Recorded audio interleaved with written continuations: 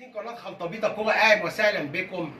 في تصريح للنجم ليونيل ميسي نشره الصحفي ولاعب ليفربول السابق خوسيه انريكي، لما سالوه مين احسن لاعب افريقي لعبت معاه او ضده، ميسي قال انا لعبت مع لعيبه كتير وضد لعيبه كتير افارقه، ولكن اعتقد ان محمد صلاح هو اعظم لاعب افريقي جه في التاريخ.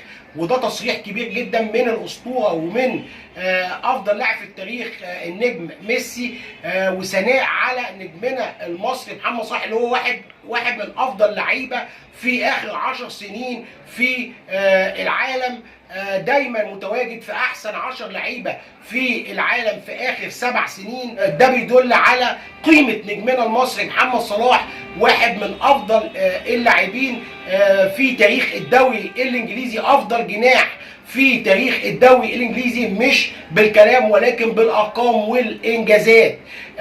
طبعا احنا عارفين ليونيل ميسي لعب معاه لعيبه افارقه كتير زي النجم صامويل ايتو، ولعب ضد لعيبه افارقه كبار زي النجم ديدييه دروجبا، ولكن هو اختار نجمنا المصري محمد صلاح احسن لاعب افريقي في التاريخ شافه لعب ضده. اتمنى يا رب يكون الفيديو عجبكم. لو الفيديو عجبكم تعملوا لايك وشير وسبسكرايب وتفعلوا الجرس وتدعمونا في القناه، والسلام عليكم ورحمه الله وبركاته.